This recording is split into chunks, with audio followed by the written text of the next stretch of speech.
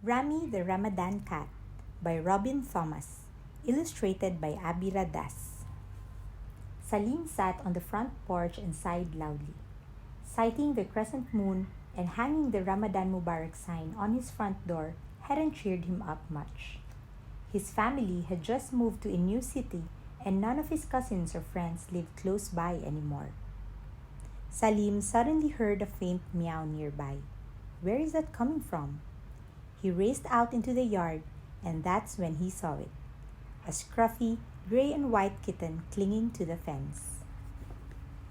Assalamu alaikum, kitty, Saleem said, gently picking it up. Mom, Dad, look! He has a collar, so he must belong to someone in the neighborhood, Mom said. The poor thing looks hungry. Will you be able to take care of him until we find his owners? Saleem grinned. Yes! And since it's the first night of Ramadan, I'll name him Rami the Ramadan Cat. The next day, Dad took a photo of Rami. Then Saleem and Mom made posters that said, "Is this your cat?" to hang up around their neighborhood. A few weeks passed, but no one called about Rami. Saleem was glad. Ramadan is perfect with you in it.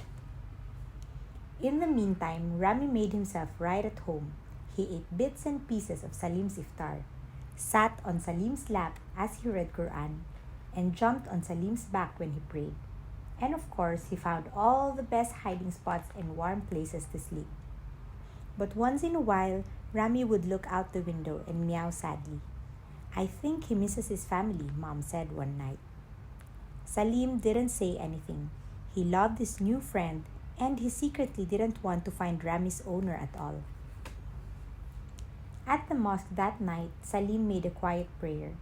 Oh God, please let us keep Rami. He's my only friend. At the end of Taraweeh prayer, Saleem went to shake the Imam's hand. When he turned around, Dad was gone. Saleem stood by the door for a few minutes as all the men left the prayer area. Dad wasn't with them. He searched the shoe rack by the entrance and Dad's scuffed brown shoes were gone. Did Dad leave without me? How will I get back home? I haven't even memorized my new address yet. His heart thumped hard in his chest as he paced through the hallways. Saleem? When he heard Dad's voice, a wave of relief washed over him. Where were you? Saleem said. You left me alone. Didn't I tell I was going to the washroom? You know I'd never leave you behind.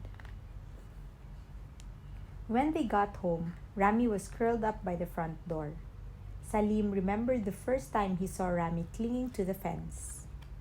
Did Rami feel as scared and alone as I felt in the empty mosque? Thinking about Rami missing his family made Saleem's heart hurt. I have to help Rami find his family, even if it means losing him. In the morning, Saleem and Mom knocked on every door in the neighborhood. When they reached a small brick house with a wild garden, Rami's ears perked up. Is that my little Sammy? A woman called from the porch. Saleem tried to smile as he put Rami in the woman's arms. The woman shook Saleem's hand. Thank you, dear. I can see you've taken very good care of him. Saleem's chin trembled as he fought back tears. I really miss Rami. You named him Rami?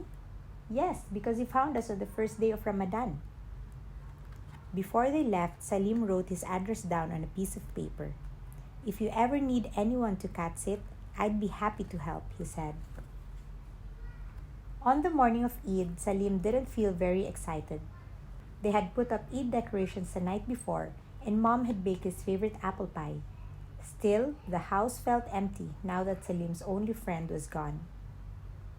Saleem was quiet during the car ride home from Eid prayer.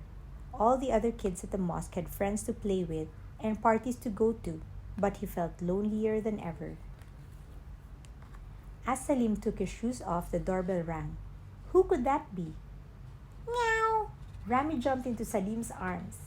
Rami, Saleem said, what are you doing here? He doesn't like the food I feed him anymore, his owner said, and he keeps scratching my front door, wanting to be let out. I think he misses you. I miss him too. Would you like to keep him? The woman asked. Saleem couldn't believe his ears. But won't you miss him? Of course course I will, but I already have several cats, and it makes me happy that you took care of him so well. Will you bring him to visit me and my grandkids sometimes? Sure, I will. Thank you so much. Mom appeared at the door. Please, you must stay for lunch, Miss Tompkins, she replied. And these are my grandchildren, Malik and Tilly. Saleem's family and their new friends shared a special Eid feast. The grown-ups chatted over tea and pie while the kids played games with Rami. In the evening, when his new friends went home and the presents had been put away, Saleem brought Rami into bed with him. You're the best Eid gift of all, he whispered.